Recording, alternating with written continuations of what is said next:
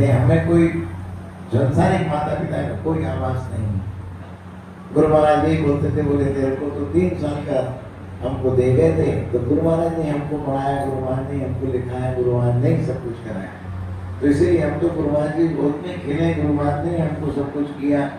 गुरु वाले दादाजी महाराज, बड़े सरकार, इंदौर सरकार ने हमको सब, हमारा लालन पालन और पढ़ाई लिखाई सब कुछ हमने करी।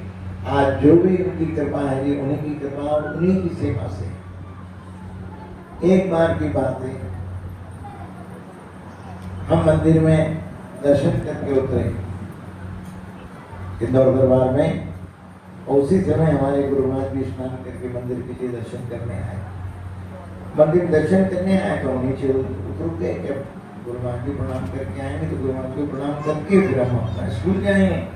उस दिन हमारा बच्चा एग्जाम था, मेरे ख्याल से 7th 8th क्लास का कोई एग्जाम होगा, अब मुझे एग्जैक्ट याद नहीं है।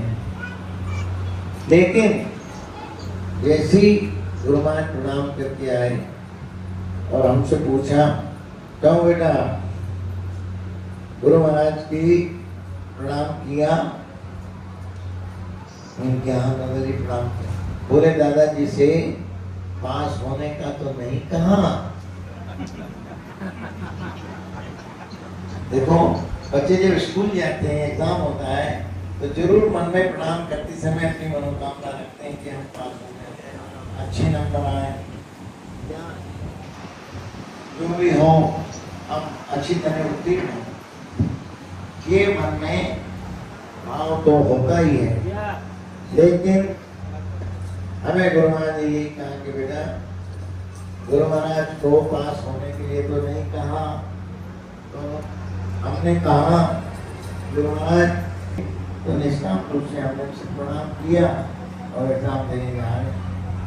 बोले अच्छा बेटा देखो, यदि तुम कहोगे तो हर साल कहना पड़ेगा, हर साल इनको अर्जी करना पड़ेगी कि मुझे पास करो, मुझे ये करो, मुझे वो दो। लेकिन तुमने निष्काम रूप से किया है, इसीलिए देखो भगवान गुरु महाराज क्या करेंगे वो देखो। ये भी नहीं कहा कि सफल होगा, ऐसा कुछ नहीं कहा, सिर्फ ये कहा कि देखो क्या दादाजी करते हैं, दादाजी का खेल देखो, दादाजी की महिमा, दादाजी का खेल जो है वो देखो कैसा कह दिया। और गुरु महाराज की दया से बहुत अच्छे नंबर आए, सब अच्छा हुआ। कभी गुरु महाराज की दया से फेल नहीं हुए, लेकिन गुरु महाराज की कृपा जो है, उसी कृपा का हम एक उदाहरण के रूप में आपको बताया। तो उसी तरह से कभी गुरु महाराज की दया से किसी भी तरह से कोई एग्जाम में कहीं असफल नहीं हुए, भगवान गुरु महाराज की दया से। तो ये गुरु कृपा किस तरह से हुई? निष्काम भाव से। नहीं तो हमें भी हर साल गुरु महाराज को कहना पड़ता, मुझे पास करो, मुझे ऐसा करो, ये करो। उदाहरण के लिए आप सब लोग अपने बच्चों को पढ़ाते हैं, दिखाते हैं, सब करते हैं, लेकिन उसके मन में, आपके मन में एक ही भाव होता है कि हम हमारी ड्यूटी कर रहे हैं, हमारा फर्ज है, क्योंकि हमने इसको जन्म दिया है, इसको पढ़ाना लिखाना, यहाँ तक कि आप लोन लेके भी उसकी पढ़ाई का खर्चा करते हो। क्यों करते हो? हमारी जिम्मेदारी, और वो आपको अपना मानते हो, आप उसको अपना मानते हो, इसीलिए आप सब करो। उसी तरह से हम सब भगत लोग भी दादाजी के बालगोपाल हैं, उनकी शरणागत है, और शरणागत की लाज, शरणागत का कार्य गुरु महाराज भगवान स्वयं करते हैं। उनकी कृपा से सिद्ध होता है, उनकी कृपा से परिपूर्ण होता है।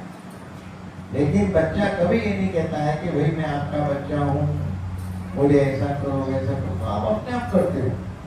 भले जरूरत पड़ने पे लोन भी लेते हो, लेकिन उसको अच्छी शिक्षा अपने से ज्यादा बढ़ के, माँ जो है घर में, आप तो बहुत माएँ बैठी हैं, माँ खुद नहीं खाती है लेकिन बच्चे के लिए रखती है। पिता कुछ भी हो, कोई भी अच्छी चीज कहीं से मिले, कहीं पार्टी में कहीं गए तो तुम तो लेके आते, अरे बच्चों को देंगे।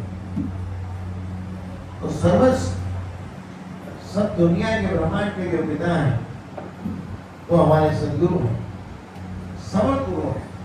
तो समर्थ गुरु होने वाले दादाजी महाराज की कृपा से हम सब उनके दरबार में ब्राह्मणों में बैठ के और यही इच्छा करें कि जो आपको हमारे लिए उचित लगे वैसा, फिर आप देखो क्या आनंद होगा। तो जो हमारे लिए उचित है, अब उदाहरण के लिए यदि मैं चाहूं कि मैं राष्ट्रपति बन जाऊं तो बन जाऊंगा क्या? नहीं बनूंगा। क्यों नहीं बनूंगा? कि मुझे तो गुरु महाराज अपनी सेवा में लाए, मुझसे सेवा करवाना है, और जो मेरा ये सब करवाना है गुरु महाराज मेरे को पढ़ाया लिखाया है, काहे के लिए गुरु महाराज ने? ये दादाजी की सेवा करो और कराओ। हमारे गुरु महाराज हमसे ये बोलते थे, बोले दादाजी की सेवा करना और कराना, यही अपना उद्देश्य होना चाहिए। दादाजी हमारे समर्थ गुरु हैं और उनकी सेवा करो, उनकी कृपा कैसे नहीं होगी? हम खाएं और पेट ना भरे, इसे कैसे हो सकता? आप यदि खाओ और पेट ना भरे, आप बताओ ऐसा हो सकता है क्या? कोई ऐसा सुराग तो नहीं है कि निकल जाएगा। खाओगे तो पेट भरेगा। तो उसी तरह से यदि हम उनको प्रणाम कर रहे हैं, उनके लिए आस्था है, तो वो करेंगे नहीं, करना पड़ेगा। क्यों करना पड़ेगा? हम उनके हैं, इसलिए करना पड़ेगा कि हम उनके हैं। बच्चा ये मानता है कि ये मेरे माता पिता हैं, मेरे लिए करना पड़ेगा। कभी कभी बच्चे गुस्से में आके कहते हैं ना, आपको करना पड़ेगा। आपके बच्चे एक बार आपसे जिद करते ना, करोगे कैसे नहीं, आप हमें संसार में लाओ, करना पड़ेगा। तो उसी तरह से हम अपना हक की लड़ाई के लिए अपने भाव में रखें, लेकिन शरणागति पे रहें। यदि सतगुरु की, गुरु महाराज की, भगवान की शरणागति है तो शरणागति लाज, शरणागति रक्षा, शरणागति हृदय गुरु महाराज।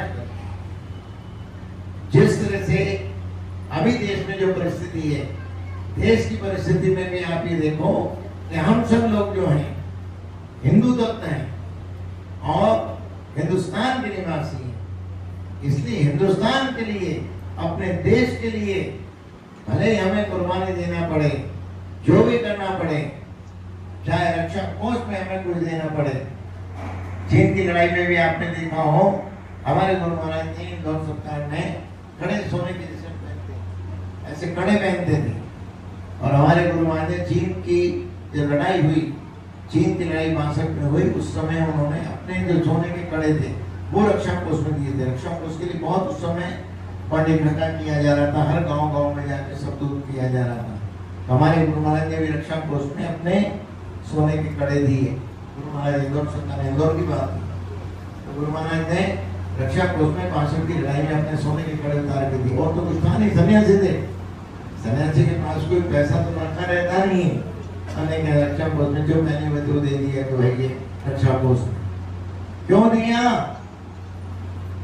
ये धर्म वो भी इस देश में होगा, दरबार होगा तो देश में है।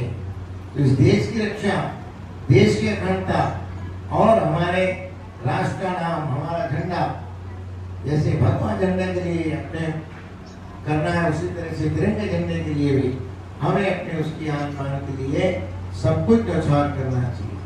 तो आज जो स्थिति देश की है, उस सब में भी आपसे निवेदन है कि हम अपना राष्ट्र का जो भक्ति है उसको अपने मन में कायम रखें। क्योंकि तो देश होगा जब भी धर्म होगा, और धर्म होगा जब हम होंगे, तो हम और धर्म जो भी है उस देश में होगा। इसलिए देश के लिए हमें हमेशा राष्ट्र भाव हमेशा जीवित रखना चाहिए। यही आप सबसे और धुनी मारे दादाजी महाराज की कृपा से हम सब लोग अब उनकी प्रसन्नता के लिए, भगवान शिव की प्रसन्नता के लिए शिव महिमा का पाठ करेंगे। जिन सबको आता है वो हमारे साथ करें, जिनको नहीं भी आता है वो सब लोग भगवान शिव का, भोलेनाथ का, धुनी वाले दादाजी महाराज, बड़े दादाजी महाराज का आप ध्यान करें।